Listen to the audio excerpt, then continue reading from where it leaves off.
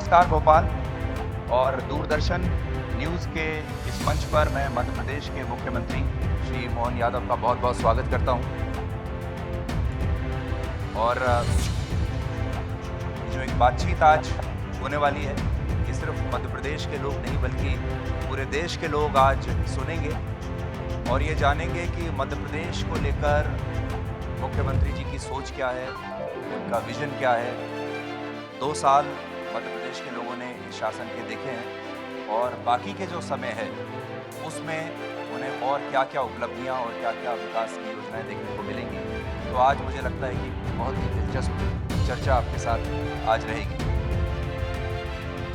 में आपका मजलिस सरकार की ओर से सुधीर चौधरी जी का नाम अपने आप में बड़ा नाम है और हमने आपको कई चैनल पे और ख़ास करके विश्लेषणों के माध्यम से एक अलग प्रकार की पत्रकारिता का रूप भी लोगों ने देखा है। मैं आपको बधाई देना चाहूँगा। आज के इस दौर में विश्लेषण के, बारीक विश्लेषण के सशक्त हस्ताक्षर अगर कोई है तो सुधीर जी है। मैं आपका अभिनंदन करता हूँ। धन्यवाद सर, आपका बहुत-बहुत धन्यवाद। तो देखिए, जो इंटरव्यू होता है वो एक फ़िल्म की तरह होता है। तो फिल्म में जैसे आप देखते हैं कि शुरुआत में जो किरदार हैं उनका एक परिचय आपसे कराया जाता है, वो किरदार क्या है, वो कौन है, और जब आप किरदार को समझ जाते हैं तो फिर आपको उस फिल्म की कहानी भी धीरे धीरे समझ में आती है। तो इस इंटरव्यू को हम फिल्म की तरह ही शुरू करते हैं। उनके हीरो हैं मोहन यादव जी। नहीं, हम तो सामान्य कार्यकर्ता हैं। तो सर, मैं आपसे ये जानना चाहता था आपके परिचय के माध्यम से। आपने बीएससी किया, एलएलबी किया, एमए किया, एमबीए किया और उसके बाद आपने पीएचडी किया। तो मेरे हिसाब से शायद आप इस देश के सबसे पढ़े लिखे और you are one of the most qualified chief ministers. अब ये भगवान की दया है। मैं थोड़ा पढ़ने में ज़रूर रुचि रखता हूँ, लेकिन मैं ये नहीं कहता हूँ मैं ही देश में सबसे ज़्यादा हूँ। मेरे से ज़्यादा भी हो सकते हैं, लेकिन ये सही है कि मैं विद्यार्थी परिषद से और इस राष्ट्रीय स्वयंसेवक संघ के ऐसे कई दायित्वों का निर्वहन करता रहा, तो पढ़ने का शौक होने के कारण से समय रहा तो पढ़ते गए, आनंद आया जी। पर आपने देखिए छोड़ा कुछ नहीं, आपने विज्ञान भी पढ़ा है, आपने कानून भी पढ़ा है, आपने मैनेजमेंट भी पढ़ा है, आपने पॉलिटिकल साइंस भी पढ़ा है। देखिए, ये एक ऐसी लाइन है जिस पे थोड़ी बात करेंगे तो मैं मान के चलता हूँ कि अपने स्वाध्याय स्व आनंद के लिए भी होना चाहिए। जरूरी नहीं कि हम कोई नौकरी करें तो 1 डिग्री 2 डिग्री लें। हमारे लिए अध्ययन का भी एक विषय होना चाहिए। और मैं जहाँ से आता हूँ भगवान कृष्ण की शिक्षा स्थली है, सम्राट अशोक की नगरी है, अशोक के बाद विक्रमादित्य रहे, राजा भोज रहे, सबका उज्जैन से संबंध आया है। तो शासक भी अध्ययन और ये अध्यवसाय के संबंध में उनकी रुचि वाला विषय रहता है। तो ऐसा कोई किसी क्षेत्र का आदमी भी हो तो पढ़े लिखे तो अच्छी बात है, जी, आनंद है। बिल्कुल बहुत अच्छी बात है। और आप खेलों से भी जुड़े रहे हैं, आपने पहलवानी भी की है, आप तलवारबाजी भी करते हैं, आप एक्टिंग भी करते हैं, आप गाना भी कभी-कभी गा लेते हैं। इन सब के ऊपर हमारी आज बातचीत रहेगी। ये मध्य प्रदेश के लोग तो शायद जानते होंगे आपके बारे में, लेकिन देश के जो बाकी लोग हैं वो शायद नहीं जानते होंगे। जी। तो ये मैं आपसे इसके बारे में पूछूंगा।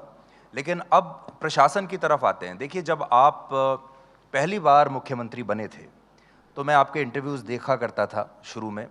तो शुरू के 5-6 महीने या मैं तो कहूँगा कि लगभग 1 साल तक लोग आपसे यही सवाल पूछते थे कि आप नए हैं, आप मुख्यमंत्री बने तो आपको कैसा लग रहा है, आप कैसे कर पाएंगे। ये पहला साल इन सवालों के बीच आपका बीता। फिर 2 साल अब पूरे होने के बाद अब स्थिति बदली है और अब आपसे लोग ये पूछते हैं कि आपने कैसे किया, ज़रा फॉर्मूला बताइए। तो जैसे आजकल वो धुरंधर फिल्म आजकल बहुत सुपर हिट हो रही है, तो आप यहाँ के धुरंधर साबित हो रहे हैं। नहीं, ऐसा तो नहीं है। यशस्वी प्रधानमंत्री के नेतृत्व में हमारी सरकार, ये बात सही है कि बहुत सारे नवाचार भी कर रही है। अलग अलग प्रकार के कामों के माध्यम से सुशासन की भी उन्नत मिसाल हम खड़ी कर रहे हैं। लेकिन शासन में केवल डेवलपमेंट नहीं, उसमें सुशासन में संवेदनशीलता भी होना चाहिए, नवाचार भी होना चाहिए और भविष्य की दृष्टि से शासन के धन का सदुपयोग होकर के अधिकतम लोगों के जन कल्याणकारी कामों के आधार पर हमको अपनी नई लकीर खींचना चाहिए और हमने उस पर काम किया। मैं इस बात के लिए आनंद के साथ कह सकता हूं कि ऐसे कई कामों को हमने हाथ में लिया और उसमें सफलता पाई है। देखिए, अब आपकी सरकार को 2 वर्ष पूरे हो रहे हैं। आप अपने इन 2 वर्षों में क्या उपलब्धियों को अपनी बेहतरीन उपलब्धि मानते हैं? और आप क्या मानते हैं कि अभी कौन-कौन से काम, जिसको हम कहते हैं कि पाइपलाइन में हैं या वर्क इन प्रोग्रेस है? देखिए, वैसे तो काम इतने सारे हैं कि एक प्रश्न के उत्तर में बड़ा कठिन जाएगा, लेकिन चुनौती वाले काम मैंने हाथ में जरूर लिए और मुझे इस बात की प्रसन्नता है कि वो चुनौती वाले काम को समय सीमा में हमने खत्म किया। जैसे उदाहरण के लिए, हम अब सबसे बड़ा विषय हमारे पास था, हमारे यहाँ हमारे राज्य में नक्सलवादी एक मूवमेंट का था, जिसके कारण से मंडला, डिंडोरी, बालाघाट, ये पूरा नक्सलवादी का बड़ा एक बेल्ट था। और ये बात अच्छी रही कि यशस्वी प्रधानमंत्री श्रीमान नरेंद्र मोदी जी ने, माननीय गृह मंत्री जी ने इस विषय को भी अपने लेवल पे हाथ में लिया और केंद्र की सशक्त मदद रही और हमारे लिए भी राज्य में उनके नेतृत्व में इसमें आगे बढ़ने का मौका था। पर इसकी चुनौती इस प्रकार से थी कि ये संख्या में बहुत थोड़े थे, लेकिन क्रूरता में फैले हुए वन के बड़े बेल्ट में इनको ढूंढना, इनको पकड़ना, मारना, क्योंकि ये कांग्रेस के शासनकाल में इनकी दुर्दांतता का उदाहरण मैं बताना चाहूँगा। एक कांग्रेस के नेता हैं, बड़े दुर्भाग्य के साथ कहना पड़ेगा, वो मुख्यमंत्री थे और उनके मुख्यमंत्री रहते हुए उनके मंत्री बालाघाट में अपने घर में सोए हुए और घर में सोए हुए घर के उनके पुलिस के सुरक्षा गार्ड, पास में थाना है, उस थाने के बावजूद भी पुलिस के सामने उसको घर से निकाल के लाते हैं। घर से निकाल के लाने के बाद उनको चौराहे पर पूरे गांव को इकट्ठा करते हैं और इकट्ठा करने के बाद गोली नहीं मारते, कुल्हाड़ी से काट के उनकी हत्या करते हैं। एक राज्य के चुने हुए राज्य के मंत्री की उनके सबके सामने अगर ये घटना होती, और दिग्विजय सिंह जी की सरकार थी उस समय, वो मुख्यमंत्री थे, इस घटना के बाद में आश्चर्य तो तब होता है जब वरिष्ठ अधिकारी पहुंचे, उनकी जानकारी में आई, लेकिन इसी घटना के 4 किलोमीटर की दूरी पर जिनने ये घटना की वो पार्टी कर रहे हैं और पार्टी करते हुए एक बकरा खरीदने के मामले में कम ज़्यादा की कीमत देते थे। वो बड़े गर्व से बताते हैं कि तुम ये दे रहे हो कि नहीं, हमने तुम्हारे मंत्री को मार दिया। ये इससे अंदाज लगा लो ऐसे कितने लोग किसी का हाथ काट। आप ये कह रहे हैं कि उस समय डर जो है, मतलब डर का पराकाष्ठा, कांग्रेस के अतीत के ये कलंक वाले सरकार और प्रशासन का डर समाप्त हो गया। बिल्कुल। तो हमने इस न केवल 17 पुलिसकर्मी मार दिए और तब से लेके आज तक लगभग 48 हमारे पुलिसकर्मी शहीद हुए जो इनसे मुकाबला करते हुए।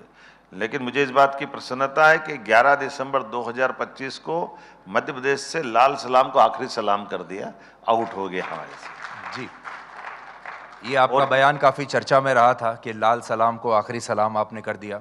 भारत सरकार ने खुद मार्च 2026 की डेडलाइन रखी है। बिल्कुल, आपने उससे पहले ही उस डेडलाइन को, ये समूचा हमारे राज्य का भी श्रेय है, हमारी रणनीति भी है और केंद्र के माननीय यशस्वी प्रधानमंत्री गृह मंत्री जी का सक्रिय सहयोग मिला और दोनों ने मिलकर के टारगेट। लेकिन आप कुछ बताना चाहेंगे कि आपने इसमें ऐसा क्या खास किया जैसे मैं बताना, कोई और मुख्यमंत्री नहीं कर पाया? जैसे हम बताना चाहेंगे कि लगभग हमने पुलिस मित्र करके 850 हमारे नई जवानों की भर्ती की, जो उस बेल्ट में बालाघाट के अंदर हमारे सक्रिय सहयोग करता थे, जिनको वैतनिक रूप से हमने इसी काम में लगाया था।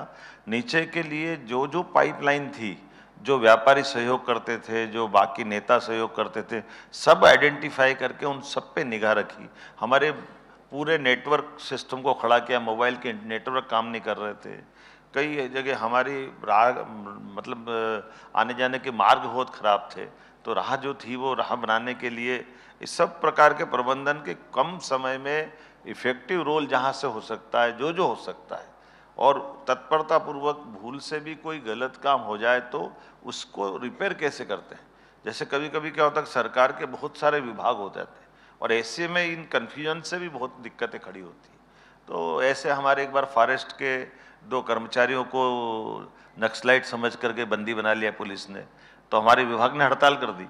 तो ऐसे सारे विषयों को बारीकी से ध्यान रख करके हमने हर एक को योजनाबद्ध तरीके से संकल्प के साथ कि हाँ हमको ये काम करना है, और इसीलिए बड़े अफसर भी आईपीएस अधिकारी आमतौर पर ऐसे टास्क उठाने में माफ करना, सब कुछ तो बहुत हिम्मत ही होते हैं। हमने सब अधिकारियों से कहा कि भाई इस टास्क पे कौन काम करना चाहता है, तो मुझे इस बात की प्रसन्नता कि कई अधिकारी आए आगे, उन्होंने कहा हाँ हम आएंगे, क्योंकि आमतौर पर इसमें रिस्क बहुत है, उतनी रिस्क उठाना। लेकिन हमारे आईजी, एसपी, डीजीपी जो जो इस बात को लेके आगे आए, हमने उनको सबको जोड़ा और परमात्मा ने बिल्कुल समय पे रिजल्ट दिया। इसलिए 1 साल के अंदर जो बीते 15 साल में हमारे साथ में इतनी मुठभेड़ नहीं हुई, 10 दुर्दांत नक्सलवादियों को हमने मार के ढेर कर दिया, उसका डर भी बैठा। और फिर हमने पुनर्वास की नीति भी माननीय गृह मंत्री जी के और माननीय प्रधानमंत्री जी की भावना के अनुसार कि जो इस मार्ग को छोड़ना चाहेगा हम उसकी गारंटी लेंगे, लेकिन जो हमसे लड़ना चाहेगा हम उसको जिंदा नहीं रहने देंगे। और मुझे इस बात की प्रसन्नता है हम उसमें ताकत से बढ़े और इसमें सफलता मिली। जी, देखिए नक्सलवाद तो एक बीमारी की तरह है और आपने मध्य प्रदेश को इस बीमारी से मुक्त कर दिया। आपकी अगली चुनौती विकास को लेकर भी थी, क्योंकि राज्य की जो संरचना है 9 करोड़ के आसपास आबादी है, उसमें से अगर आप देखें तो जीडीपी में जो हिस्सा है वो 47% कृषि का है, 19% इंडस्ट्री का है। लेकिन अब चुनौती यह है कि जो कृषि में लोग हैं उनको और कैसे संपन्न किया जाए और इंडस्ट्री को कैसे और बढ़ाया जाए, मध्य प्रदेश को एक बाजार के रूप में और कैसे विकसित किया जाए। और जो यहाँ के युवा हैं जो दिल्ली और मुंबई नौकरी के लिए जाते थे, उनको हम कैसे ये कहें कि भोपाल में रहिए, इंदौर जाइए, उज्जैन जाइए और वहाँ पर काम कीजिए। ये एक बड़ी चुनौती आपकी रही होगी 2 साल में। जी, आपने सही कहा कि हमारी कृषि विकास दर तो बहुत अच्छी थी और कृषि विकास दर के साथ हमारा सिंचाई का रकबा भी बहुत अच्छा था। लेकिन ये बात सही है कि आर्थिक रूप से लंबे समय तक टिकना है तो औद्योगिक विकास दर की आवश्यकता है। ऐसे में फूड प्रोसेसर वालों को भी जरूरत पड़ेगी। हमको केवल एग्रीकल्चर ग्रोथ से काम नहीं चलेगा, जो क्रॉप आती है उसका प्रॉपर प्रोसेसिंग भी हो जाए। हमने समग्र रूप से प्लान बना करके इस पे काम किया। अभी तक हमारी इंडस्ट्री कॉन्क्लेव जीआईएस केवल इंदौर में होती थी, लंबे समय तक इंदौर में 2-3 साल में एक बार जीआईएस होती थी। लेकिन हमने कहा इतना बड़ा भौगोलिक राज्य है जो राजस्थान के बाद मध्य प्रदेश का नंबर आता है, तो हमारे हर संभागीय केंद्र पर रीजनल इंडस्ट्री कॉन्क्लेव प्रारंभ की। उसके परिणाम हमारे लिए जबलपुर, ग्वालियर, सागर, उज्जैन, नर्मदापुरम, यहाँ तक कि शहडोल जैसे स्थान पर भी हमारी ये सारी रीजनल इंडस्ट्री कॉन्क्लेव, रीवा, हर जगह हमने इंडस्ट्री कॉन्क्लेव की और हर जगह जा कर के वहाँ की विशेषताओं को जोड़ करके व्यापारियों के से कई जगह हमारे माइनिंग के बहुत अच्छे सेक्टर है, बड़े पैमाने पर जैसे शहडोल से लगा करके बुंदेलखंड का हमारा इलाका है।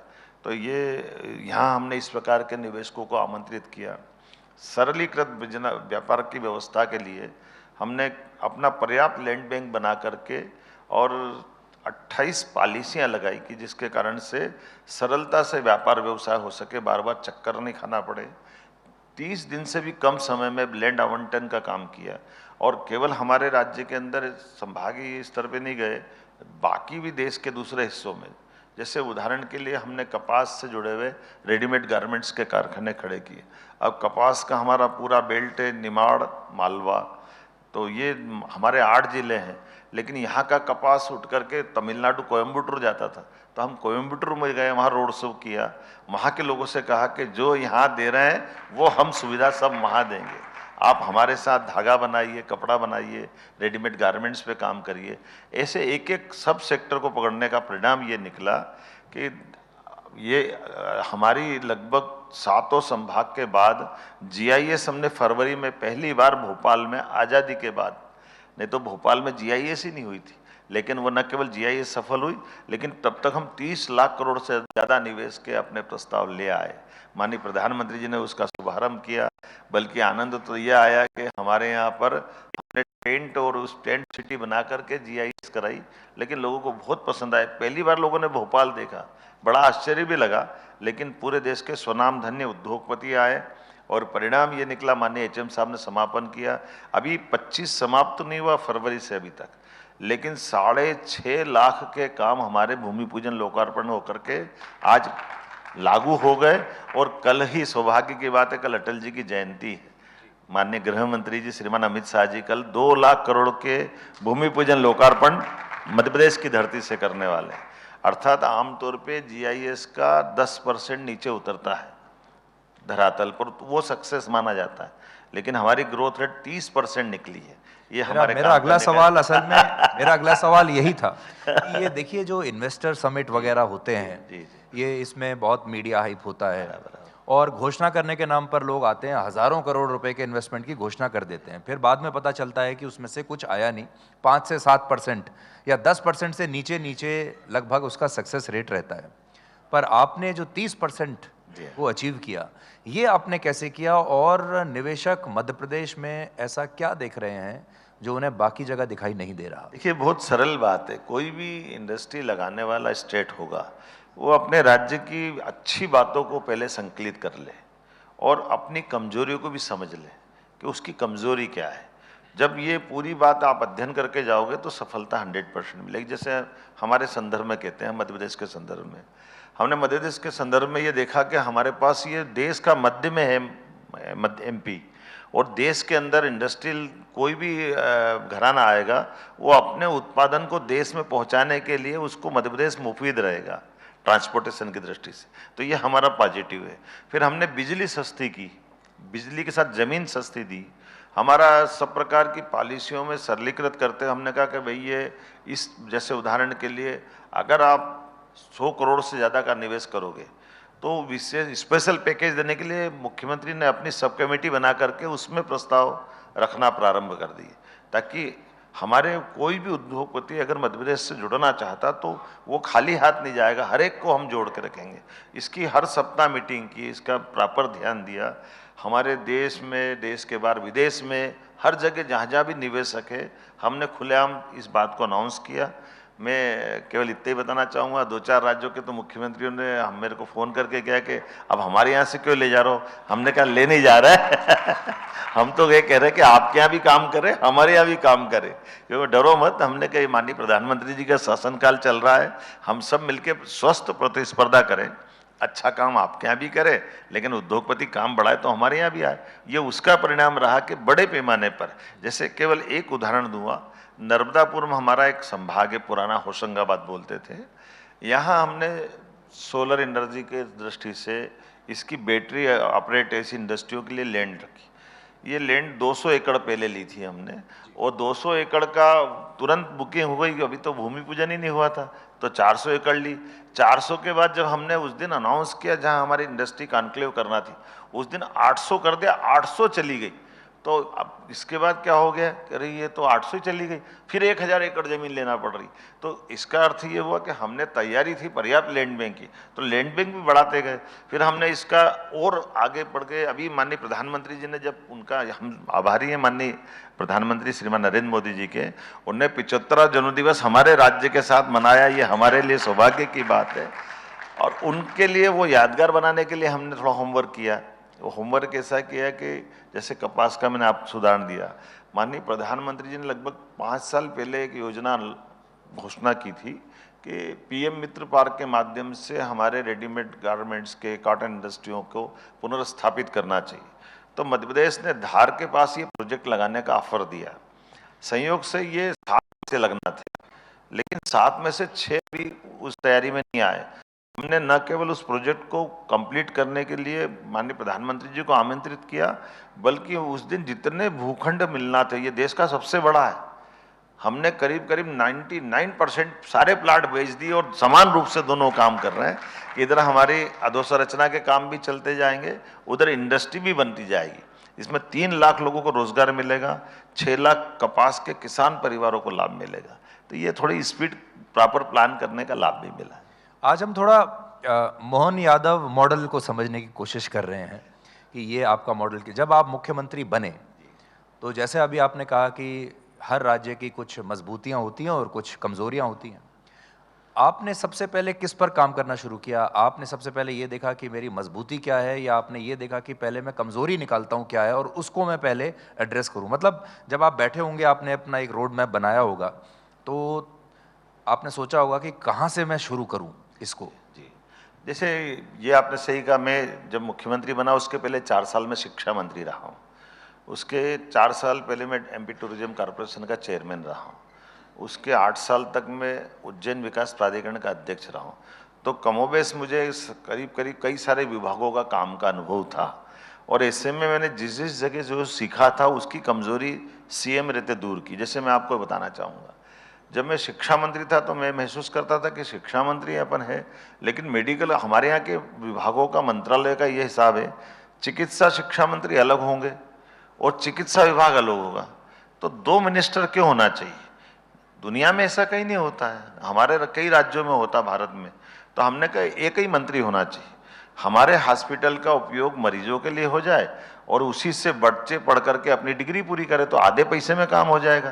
तो हमने दोनों मंत्रालयों को एक करके एक ही मंत्री को शपथ दिलाई। ऐसे शुरू से प्रयोग हमने चालू किए, जिसके आधार पर हमारा ये नवाचार पूरे देश में गया। और उससे आगे बढ़ते हुए हमने कहा कि हमारा अपना राज्य का बजट जब हम बैठ रहे तो 5 साल का टेन्योर है, तो लगभग 3.25 लाख करोड़ का बजट हमारा था। तो जीएसडीपी हमारा ये 5 साल में डबल होना चाहिए, हमारा बजट डबल होना चाहिए। ये टारगेट मैंने सारे विभागों को दिया और उनसे कहा कि आप हर एक विभाग अपना 5 साल का रोड मैप तैयार करे, जिसमें वो अपनी आय बढ़ाए और अपने अचीवमेंट हासिल करे। पूरा विजन डॉक्यूमेंट्स के आधार पे काम किया। मुझे इस बात की प्रसन्नता कि लगभग 14 से 15% की ग्रोथ रेट निकालने के लिए लगातार 2 साल में हम सफल रहे। ये हमारी उपलब्धि है, ये अपने आप में अचीवमेंट भी है। और इसी के साथ साथ कुछ और नवाचार भी करते जा रहे हैं। जैसे कल ही माननीय स्वास्थ्य मंत्री जगत प्रसाद नड्डा जी ने पीपीपी मॉडल पर हमारे 2 मेडिकल कॉलेज का भूमि पूजन किया। ये सब मिला के 14 पीपीपी मॉडल पे मेडिकल कॉलेज हमारे बनेंगे।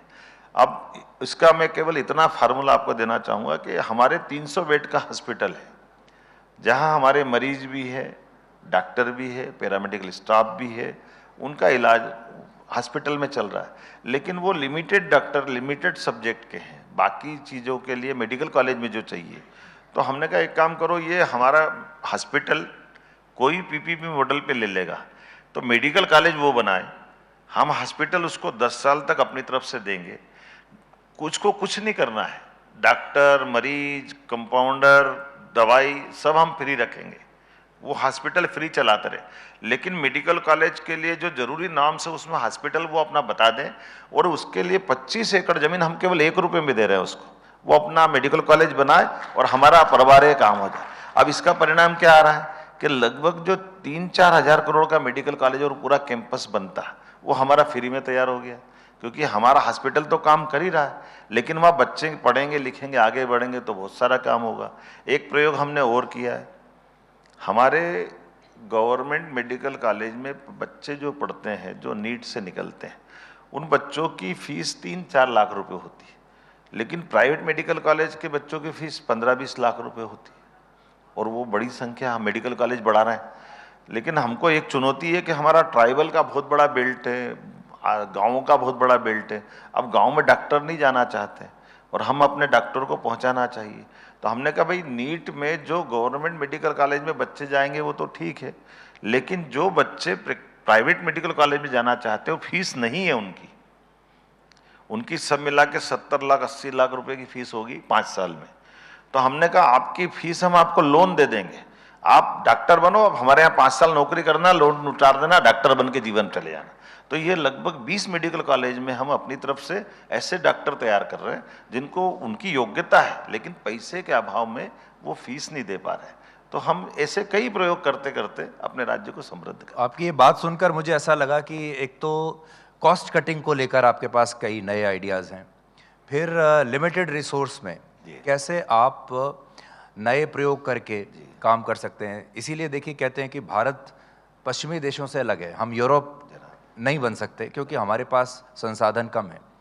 अब ये जो सारे आइडिया आप लगा रहे हैं, आपने MBA तो किया है, मैनेजमेंट आपने पढ़ा है, वहाँ से आपको आइडिया आते होंगे, लेकिन मैंने ये भी सुना कि आप बहुत पहले आपने अपना व्यवसाय भी किया है। हाँ बिल्कुल, आपने अपना एक रेस्टोरेंट चलाया, खाने की होटल भी चलाई और खेती तो मैं करता ही हूँ, उसके अलावा अपने प्राइवेट निर्माण कार्य के भी काम किए। वो ये बात सही कि हमारे, मुझे गर्व है इस तो बात आप एक अर्थशास्त्री की तरह भी सोचते हैं और एक जैसे बिजनेसमैन होता है ना, उसको पता है कि प्रॉफिट एंड लॉस बराबर है। ये कैसे मैनेज करना है। ये आपने सही कहा कि हम अपने जीवन में व्यक्तिगत रूप से अगर व्यापार व्यवसाय करते हैं तो हमको ये सुचिता भी रखना पड़ती कि हमारा व्यापार व्यवसाय चले, सही से चले और ढंग से उसका अपना घर के गुजारा भी हो जाए।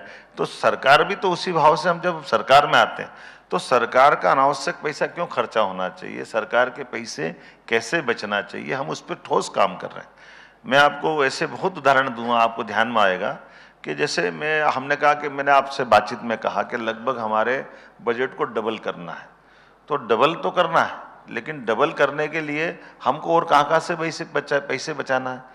तो एक हमारा बड़ा सेक्टर किसानों का है। अब किसानों के लिए अब आपको केवल बताना चाहूँगा कि 5 हार्स पावर का पंप हम अगर किसान को चलाने के लिए देते हैं तो उससे 7,500 रुपये लेते हैं 1 साल के, लेकिन 53,000 की सब्सिडी हम उसको देते हैं। और ये तो आज 53,000 है, कल बिजली के दाम बढ़ते जाएंगे तो ये 53 का हो सकता है 75,000 हो, 1 लाख हो। तो हमने कहा भाई एक काम करो, ये लंबे समय तक नहीं चलेगा। इसका परिणाम क्या आ रहा है कि घरेलू और किसानों की सब्सिडी पे लगभग 26,000 से 30,000 करोड़ का हम पे लोड पड़ रहा है हर साल का। तो हमने कहा एक काम करते, सोलर पंप दे देते हैं। तो सोलर पंप में भारत सरकार की सब्सिडी 40% है, राज्य सरकार के पूरा लोड देते थे। तो हमने अपनी तरफ से कहा कि 90%, जैसे मैंने MBBS डॉक्टर के लिए लोन देने की बात की, ऐसे किसानों से कहा कि 10% आप दे दो, हम 90% आपको लोन दे देंगे, आप 7 साल में पैसे उतारना, या 10% भी, 90% हमारा। तो हमारी सब्सिडी 25 से 30,000 करोड़ की साल की बचेगी। तो हमारे लिए एक तरह किसान को बिजली फ्री हो गई, न केवल खेत में वो अपनी बिजली लगाएगा बल्कि वो अपने घर में भी जलाए, या वो अपने कोई काम धंधा छोटा मोटा करता सोलर पंप से वो अपना काम कर ले। हम बिजली में इसलिए न केवल सरप्लस है बल्कि आज पूरे देश में सबसे सस्ती बिजली कहीं से मिल रही है, तो मध्य प्रदेश से मिल रही। दिल्ली की मेट्रो भी हमारी बिजली से चल रही है, आपके बताना चाहिए। मैं दिल्ली जाके बताऊंगा वालों जरूर जरूर जरूर। जो मेट्रो में चलते हैं। आपने जैसा ये कहा कि अभी आपकी चुनौती ये है कि आगे भी बढ़ना है और जो लोग हमारे साथ पीछे जुड़े हुए हैं, जो बहुत ज़्यादा सशक्त नहीं हैं, उनको भी साथ लेके चलना है। जैसे अभी मैं देख रहा था कि आपकी भावांतर जैसी जो योजना है उसे भी आपने सफल बनाया, और लाडली बहना योजना को लेकर जब आप आए थे तो लोगों को लगा था अब आप बंद कर देंगे, पैसा लिमिटेड है, बजट लिमिटेड है। आपने बंद नहीं किया बल्कि आपने उसका पैसा और बढ़ा दिया, टेढ़ा कर दिया। तो मैं आम आदमी की भाषा में या फिल्म में डायलॉग की भाषा में मैं आपसे पूछूं कि इतना पैसा आपके पास कहाँ से आ रहा है? जब नीति सही हो, नीयत साफ हो, काम करने का इरादा, तो भगवान भी साथ देता है, ये उसका परिणाम। हमने सभी व्यवस्थाओं को सुसंगत बनाने का प्रयास किया। 2 चीजें 2 साल में जरूर की। अनावश्यक बड़ी कोई घोषणा नहीं की जिससे हमारा पैसा वेस्ट हो, लेकिन जो जरूरी है उसके लिए उतना धन का प्रबंधन करके रखा, और हमारी पारदर्शिता के बलबूते पर जो अचीवमेंट के टारगेट है उसको हमने जरूर ध्यान रखा। हमने ऐसे कई मुख्यमंत्री भी देखे हैं, मंत्री भी देखे हैं जो बड़ी बड़ी घोषणाएं करने में बहुत यकीन रखते हैं, क्योंकि जितनी बड़ी घोषणा होती है उतनी बड़ी हेडलाइन बनती है, फिर उतना बड़ा आपका जो छवि है वो भी उतनी बड़ी बनती है। इससे आपने, इस लालच से अपने आप को कैसे रोका कि आपने इतनी कोई बहुत बड़ी मतलब 1000 करोड़ की फिल्म नहीं बनाई आपने? जैसे मैं आपको एक बात बताता हूँ, अभी आपने भावांतर की बात कही। अब ये भावांतर योजना आज की नहीं है, भावांतर योजना माननीय मोदी जी ने 2017 में लगा दी थी। अब भावांतर योजना में सोयाबीन किसान से हम खरीदेंगे, तो किसान से, आपको केवल ये जानकारी के लिए बता दूं कि अगर भारत सरकार की उन तक ये हमको फसल पहुंचाना है तो राज्य सरकार अगर फसल खरीदती है, 1 कुंटल पे हमको 750 रुपया उसको उठा करके लाना, तुलवाना, स्टोर करना, ट्रांसपोर्टेशन करना, ये खर्चा आता है। उसके बाद में जो बाजार के दाम से मैचिंग जो अंतर आएगा उसमें से भी लगभग 30 से 40% भारत सरकार देगी, बाकी पैसे हमको मिलाना पड़ते थे।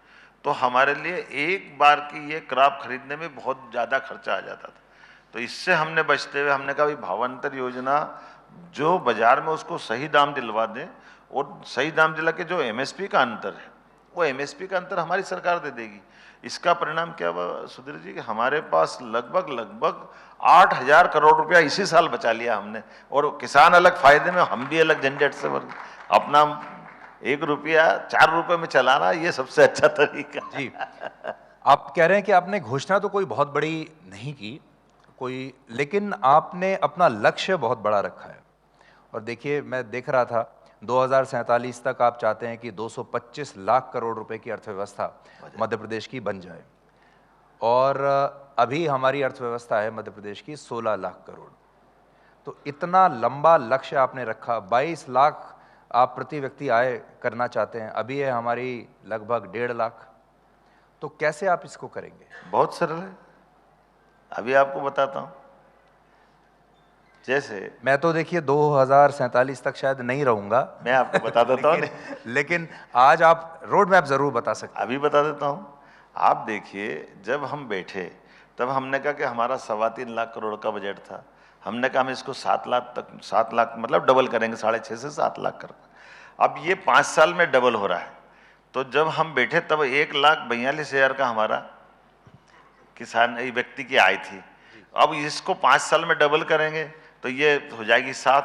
अगले टेन्योर में ये जो 28 से 32 का टेन्योर होगा तो 7 का 14 हो जाएगा, फिर 14 का 28 हो जाएगा, 28 का 56 हो जाएगा, ये चौथे टेन्योर तक, और 5वें तक हो जाएगा ना 58 का। तो अभी आप भी बैठे, मैं भी बैठे, 25 साल का हिसाब हो तो गया आपके सामने, तो ये आई गया ना आपने, आप बचा के भाई हर बार डबल करते जाएंगे तो ये आंकड़ा तो ये होगा। जब हम अपने राज्य की वित्तीय व्यवस्थाओं के बजट को डबल करते जाएंगे तो इसका लाभ नीचे उठेगा, उसमें आराम से हो जाएगा 22.5 लाख, उसमें कोई तकलीफ नहीं।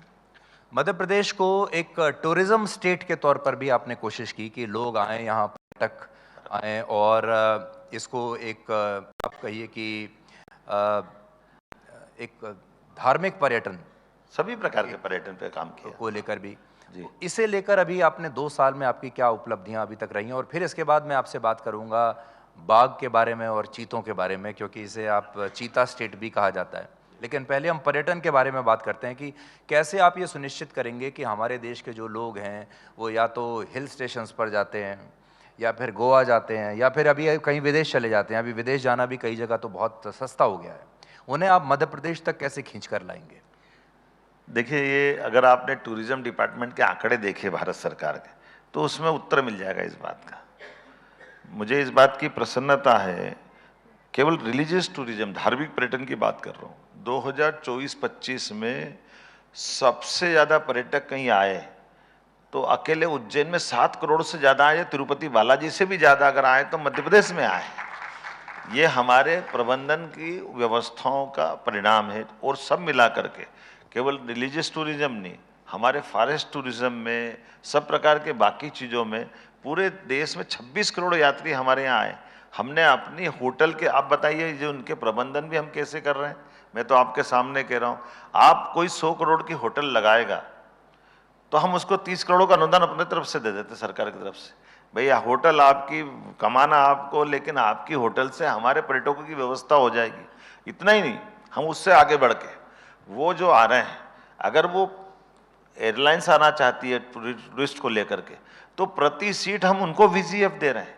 हमारे पास अगर इंटरनेशनल कोई फ्लाइट लेके आएगा तो प्रति फ्लाइट 15 लाख रुपया का वीजीएफ हम एयरलाइंस को देने को तैयार है, क्योंकि वो हमारे यहाँ आएगा तो जब कोई पर्यटक आता है तो होटल वाला, ठेले वाला, खाने वाला, जमाने भर के गाड़ी घोड़ा ऑटो वाला सब कमाते हैं, तो हमारे यहाँ उसके आने से जो लाभ मिलता है। और इसीलिए हमने न केवल एविएशन में बदलाव किया, आज की स्थिति में एकमात्र राज्य, एविएशन मिनिस्टर श्रीमान राम नायडू जी ने ये घोषणा की, उन्होंने कहा ये एकमात्र राज्य है मध्य प्रदेश जो अपने राज्य के अंदर के विमान खुद संचालित कर रहा टूरिज्म के माध्यम से। हमारा सिंगरौली, जबलपुर, ग्वालियर, रीवा रेगुलर सर्विस चल रही है। इतना ही नहीं, हमारा उज्जैन, ओंकारेश्वर, महेश्वर, इंदौर, दूसरा जबलपुर से कान्हा किसली पेच, तीसरा पचमढ़ी, 3 हेलीकॉप्टर सर्विस भी हमारे यहाँ से चल रही है। ये व्यवस्था हमने अपने व्यवस्थाओं के लिए, कि कोई पर्यटक आ रहा है तो उसके पास समय की कमी है, हम उसको प्रबंधन करते हैं।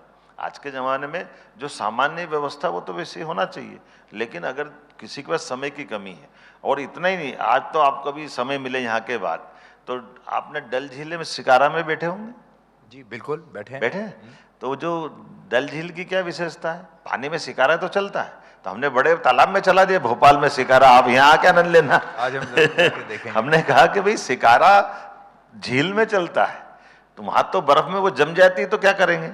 हमारा तो 12 महीना पानी भरा रहता है, तो इससे अच्छा आनंद क्या होगा? तो ये ऐसे कई सारे प्रयोग हमने किए हैं जिनके आधार पर पर्यटक बड़े पैमाने पर आकर्षित होते हैं। मैंने देखा आजकल फिल्मों की शूटिंग भी बहुत हो रही है मध्य बहुत प्रदेश हमने में। उसमें फिल्म पॉलिसी बनाई है, उसमें भी एक कोई अच्छी जैसे टॉपिक लाते हैं तो हम 2 करोड़ तक की सब्सिडी दे रहे हैं, हमारे टूरिज्म की होटलों में 30% का अनुदान दे रहे हैं, ये जो वेब पोर्टल्स या बाकी चीजें आती सब में प्रोत्साहन दे रहे हैं, क्योंकि हमारे पर्यटन के केंद्र उनकी फिल्मों के अंदर अगर आते हैं तो हमारा व्यापार बढ़ेगा। ऐसे कई प्रकार के प्रयोग हम आगे कर रहे हैं। जी, आप वैसे तो एक राजनेता हैं, लेकिन आपके बारे में कहा जाता है कि आप बहुत आध्यात्मिक भी हैं, और ख़ास तौर पर महाकाल की नगरी उज्जैन से आपका विशेष संबंध रहा है, आपकी कर्म भूमि भी है, आपका जन्म स्थान भी है। तो महाकाल से आपका क्या संबंध है, और कैसे महाकाल के साथ आप अपने इस रिश्ते को देखते हैं, महसूस करते हैं, और आपकी कहाँ कहाँ उन्होंने मदद भी की होगी? आप भी तो महाकाल को संबंध रखें, आपको मालूम है कि नहीं? कैसे? अरे महाकाल मतलब काल, काल प्रत्येक सांस से जुड़े, महाकाल से सब जुड़े, कौन छूटा महाकाल से? हर एक व्यक्ति की प्रत्येक श्वास गिनती की है। एक दिन में एक व्यक्ति 21,500 श्वास लेता है, और प्रत्येक श्वास से उसका जन्म और मृत्यु होती है। अगर एक श्वास नहीं आएगी तो काय का साल, अगले साल उसने किन्ने देखा साल। तो ये हमारे लिए परमात्मा की दया से आध्यात्म की धारा का भी महत्व है। मुझे इस बात की प्रसन्नता है कि कई बार बाबा महाकाल 12 ज्योतिर्लिंग में से एक जरूर है, लेकिन असली में वो काल की नगरी, समय की नगरी। इसलिए आधुनिक साइंस की दृष्टि से हम ऑब्जर्वेटरी भी चला रहे हैं, साइंस सिटी भी ला रहे हैं, डीप टेक रिसर्च पार्क खोल रहे हैं। तो केवल धार्मिक नहीं, हमारे प्रत्येक ज्ञान में विज्ञान भी छिपा हुआ है, प्राचीन ज्ञान में। इसलिए वो सारी साइट को जोड़ करके हमने अपने कई रिसर्च सेंटर चालू किए हैं। तो धार्मिक आध्यात्मिक की को जो बात करता है अच्छी बात है, लेकिन अध्यात्म के साथ में हमको, अभी हमने सबने देखा कोविड के काल में, आखिर हमारी जो अंदर की जिज्ञासा है, जीवन पद्धति है, खान पान है, रहन सहन है, हमारे संस्कार है, इससे ही तो भारत बचा है। तो हम उस भावना को आगे बढ़ाएं तो कोई तकलीफ नहीं। हमारी जो राज्य की जीवन व्यवस्था है, राज्य की क्या, देश की सनातन संस्कृति की विशेषता है, वो स्वानुशासित है। तो इस स्वानुशासन आया कैसे? ये आप अनुशासन की बात कर रहे हैं। अभी हाल ही में आपके पुत्र का विवाह हुआ, उसकी बड़ी चर्चा थी, और हमने अखबारों में भी पढ़ा, बाकी जगह भी हमने देखा कि आपने अपने पुत्र का जो विवाह किया वो सामूहिक विवाह आपने किया, जहाँ पर और लोग भी मौजूद थे लोग। तो ये आपको ख्याल कैसे आया, और जब आपके पुत्र का विवाह हुआ तो बाकी के जो वहाँ पर लोग थे जिनके विवाह उनके साथ हो रहे थे, वो लोग कौन थे? देखिए, ये हमारे लिए वास्तव में आपने जो कहा बिल्कुल सही है। मेरे बच्चे का जहाँ विवाह हुआ, हमारे पास की एक होटल का वेटर का बेटा भी था, एक ड्राइवर का बेटा भी था, एक गरीब किसान का बच्चा भी था। सभी प्रकार के, सभी समाजों के, कोई एक समाज विशेष नहीं, सभी प्रकार के लोग। एक हमारी खुद के हॉस्पिटल का एक कंपाउंडर था, उसका भी बच्चे का विवाह हमारे यहाँ हुआ। हमने कहा कोई बात नहीं, हम ये माननीय मोदी जी इसमें आदर्श है। मोदी जी के नेतृत्व में देश में, आप बताइए, मैं एक गुजरात में अहमदाबाद में मेरे एक मित्र ने किस्सा सुनाया कि विवाह हो रहा है उनके घर के पास में, मोदी जी के सगे भाई के बेटे का विवाह हो रहा है, लेकिन उस विवाह में कुल जमा 100 लोग भी नहीं थे, और वो पूरा विवाह का कार्यक्रम हो गया, मोदी जी भी नहीं आए उसमें। तो ये जो हमारे लिए आदर्श, ऊपर गंगोत्री तो गंगा से आती, मोदी जी का उदाहरण हमने सबने देखा। उनकी माँ का अंतिम संस्कार हुआ, और उनने कितनी सरलता के साथ, तो हमारे द्वारा भी इन सब बातों को सीखते हुए कि जीवन में अपने अनावश्यक दिखावा क्यों करना चाहिए। बड़ा आदमी दिखावा करेगा, छोटे पे खर्चा आएगा। मैं तो शिक्षा मंत्री था, तब से इस पे आग्रह करता था कि मौत, मैयत, शादी, ब्याह, इस पे दिखावे पे मत करो। अपने बच्चे को पढ़ाओ, लिखाओ, आगे बढ़ाओ। जो प्रॉपर पैसा है वो जहाँ लगाना है अगली पीढ़ी के लिए लगाओ, ज़्यादा अच्छा रहेगा। उस दिशा में ध्यान देने की आवश्यकता है। जब आपने अपने बेटे को कहा कि आपका विवाह मैं सामूहिक विवाह के दौरान करवाऊंगा, तो उनकी क्या प्रतिक्रिया थी, आपके परिवार की क्या प्रतिक्रिया थी? उन्होंने तो ये सोचा होगा कि भाई अगर हमारे पिता मुख्यमंत्री बन गए तो अब बहुत ज़ोर शोर से, बहुत भव्य हमारा विवाह होगा, जैसा कि हम देखते हैं बाकी जगहों पर। तो उनका रिएक्शन क्या था? केवल इतना सा बताना चाहूँगा, मेरे मुख्यमंत्री रहते मेरे दोनों बेटे का विवाह हुआ। इससे पहले बड़े वाले का हुआ था, तो बड़े वाले का विवाह भी 100 लोगों में हुआ था, तो थोड़ी तो कल्पना पहले से उसको थी। लेकिन ये भी सर्जन है जिसकी मैंने शादी की है, उससे छोटा उसकी जो बहू है वो भी डॉक्टर है। तो ऐसे उनने हंसते हंसते कहा था कि पापा क्या करना, तो मैंने कहा बताओ क्या करना। हमने कहा हम तो सामूहिक विवाह का सोच रहे हैं। तो उन्होंने कहा ठीक है मैं तैयार हूँ, परेशानी नहीं। लेकिन ये थोड़ा सा लगता है कि मेरे जितने डॉक्टर मेडिकल कॉलेज में जो साथ में पढ़े वगैरह हैं, तो वे, लेकिन अब उसके बेस में बता दूं कि वो केवल मजा विनोद कर रहा था। लेकिन मैं भोपाल में अपने सीएम हाउस में रहते हुए लगभग 2 साल हो गए, उसकी पीजी की पढ़ाई चल रही, वो हॉस्टल में पूरा पढ़ाई कर रहा अपनी, इसलिए उसको कोई ऐसा मन में संकोच नहीं था कि उन्होंने कहा पापा जो कर रहे हैं ठीक कर रहे हैं। इसलिए उसने बने बगैर दिक्कत के सहजता के साथ आराम से सामूहिक विवाह में शादी की। हमने कहा ये हमारे लिए एक यही अवसर है जब हम अपनी इस बात को, निजी जिंदगी को भी इस तरह से कर सकते हैं ताकि लोगों को भी ठीक लगे, हमको भी अच्छा लगे। मुझे इस बात का संतोष है कि बच्चे मान भी गए, हमारी बात भी हो गई, ये अच्छी बात। मैंने ये भी सुना कि आप जब से मुख्यमंत्री बने आप मुख्यमंत्री आवास में अकेले रहते हैं। हाँ, और परिवार आपके साथ अभी नहीं रहता है? नहीं, अब क्या है हमारे कभी कभी आता जाता है। हम, मेरे साथ थोड़ा सा परिवार बहुत छोटा सा है, 2 बेटे हैं, 1 बेटी है और श्रीमती है। तो अब हमारी दोनों के बीच में एक तरह से ये अंडरस्टैंडिंग है कि बच्चे में से बच्ची की शादी हो गई तो ससुराल चली गई, एक बेटा यहाँ हॉस्टल में पढ़ता है, एक बेटा है जिसका लास्ट ईयर विवाह किया।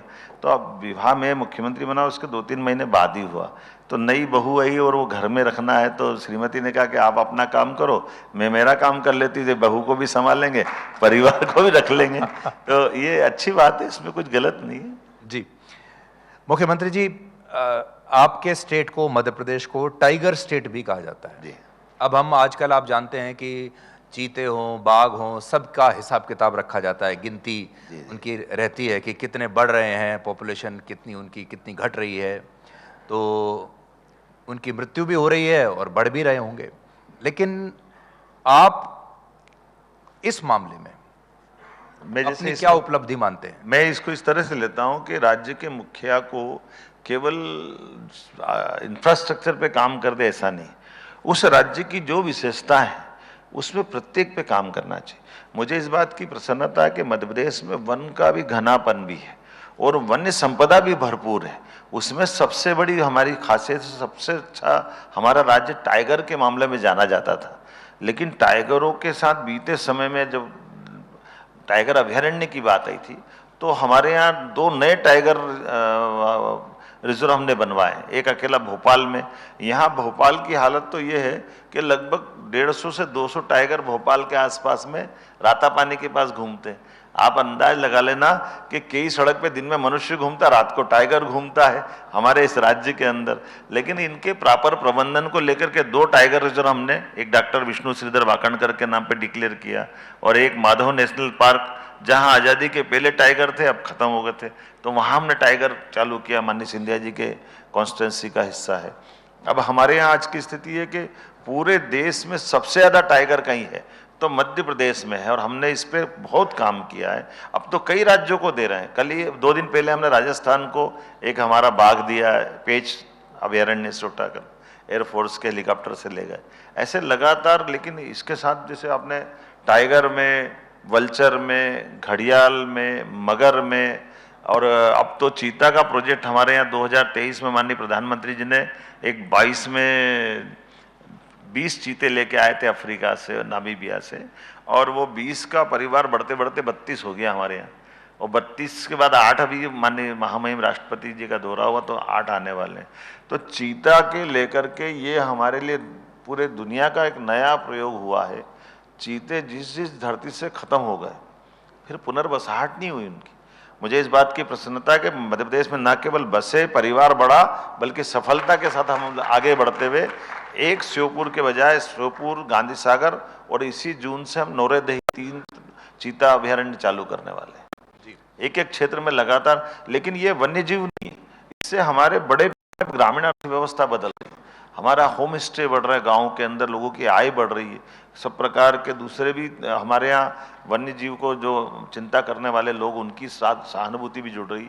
और वनों की आनंद तो उसमें एक सब प्रकार के जीव रहे।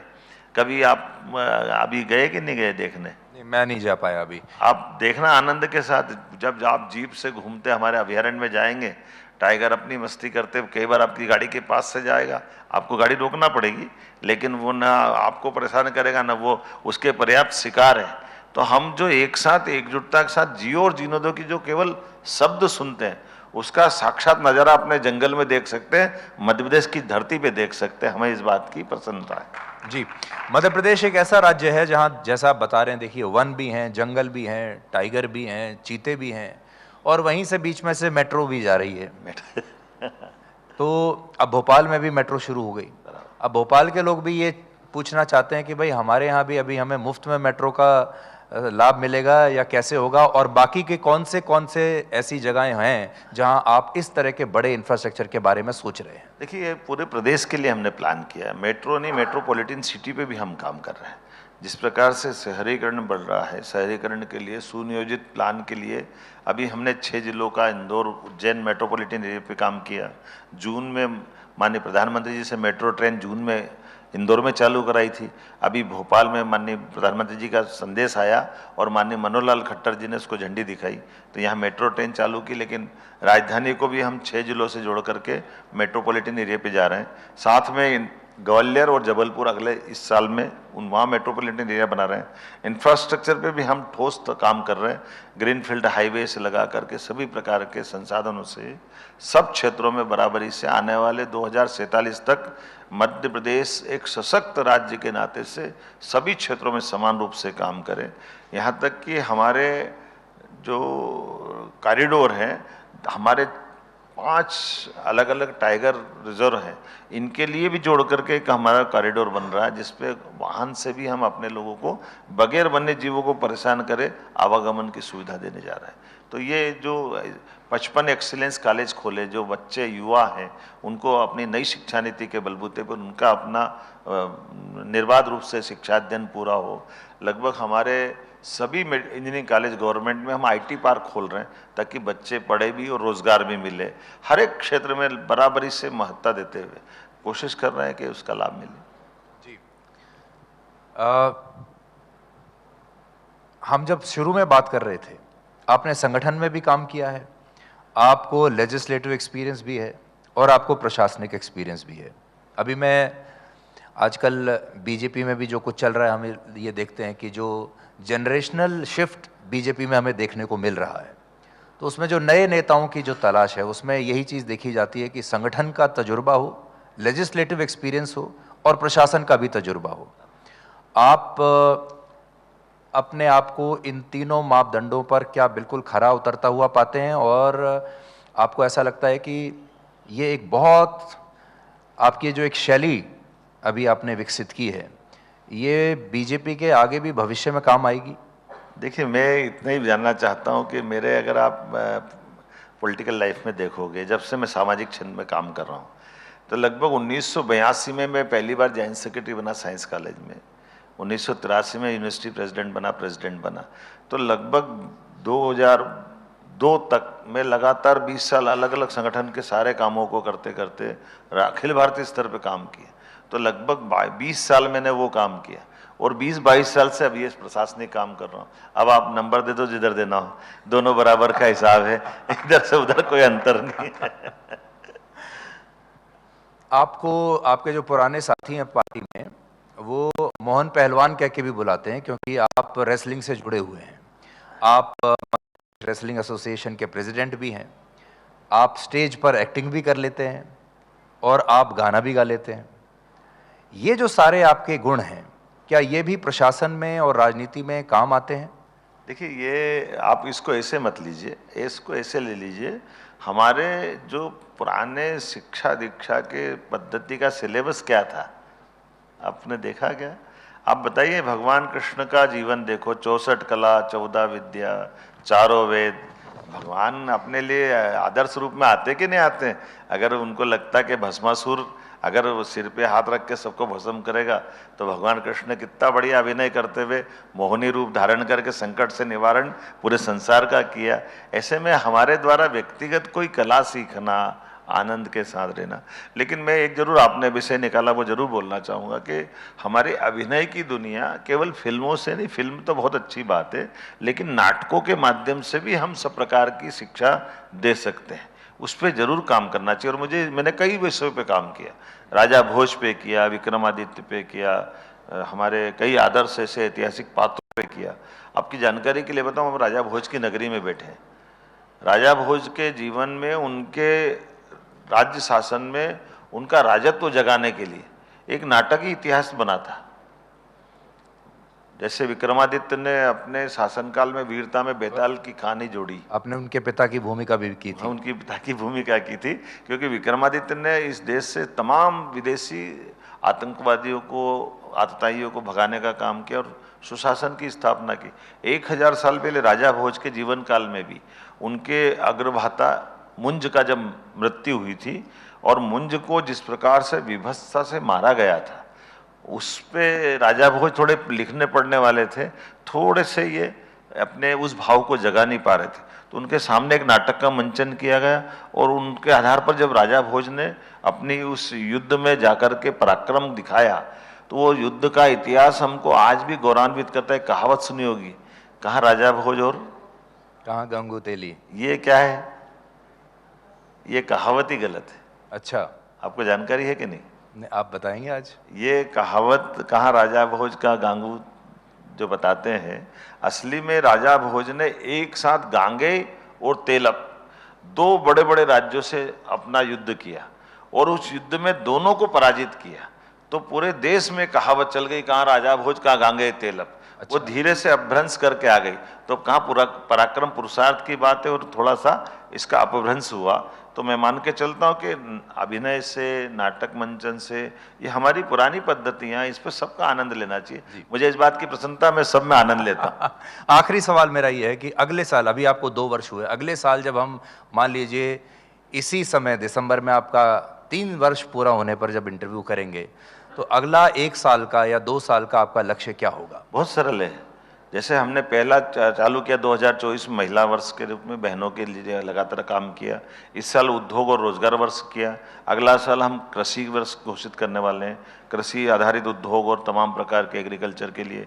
उदाहरण के लिए हमारा विश्व का पहला नदी जोड़ो अभियान केन बेतवा का माननीय प्रधानमंत्री जी का आशीर्वाद मिला। दूसरा पार्वती काली सिंह चंबल राजस्थान के साथ काम कर रहे हैं। तीसरा महाराष्ट्र के साथ काम कर रहे हैं। अभी जो कृषि का इरिगेटेड एरिया जो हमारा है, वो लगभग 56 लाख हेक्टेयर का है। हम इसको 100 लाख हेक्टेयर तक ले जाना चाहते हैं, ये टारगेट हमारा बना है। तो इसके बाद हम अगला युवा के लिए जो 27 का है, वो युवाओं के लिए डिक्लेयर करने वाले हैं। तो ये सभी क्षेत्रों के लिए एक एक टॉपिक लेकर के, ये किसान, महिला, युवा, गरीब, जो माननीय प्रधानमंत्री जी ने जो 4 श्रेणी बनाई, इसको एक एक साल में हमने मिशन मोड में लेकर के इस पे काम कर रहे हैं। तो आपकी सूची एकदम तैयार है। इस दौरान आपको कभी अपने लिए मनोरंजन के लिए समय मिलता है, कभी फिल्म वगैरह देखने के लिए, कि आप अपने लिए भी कभी कुछ समय निकालें? अच्छी पिक्चर के साथ क्या देखें? आपने कोई फिल्म देखी? अभी थोड़े दिन पहले ही देखी ना, बंगाल और वो केरला वाली। लेकिन अभी आपने धुरंधर नहीं देखी? धुरंधर बाकी है। धुरंधर तो आप खुद ही हैं। बहुत धन्यवाद, बहुत धन्यवाद। आपका बहुत बहुत धन्यवाद। बहुत धन्यवाद। Thank you so much.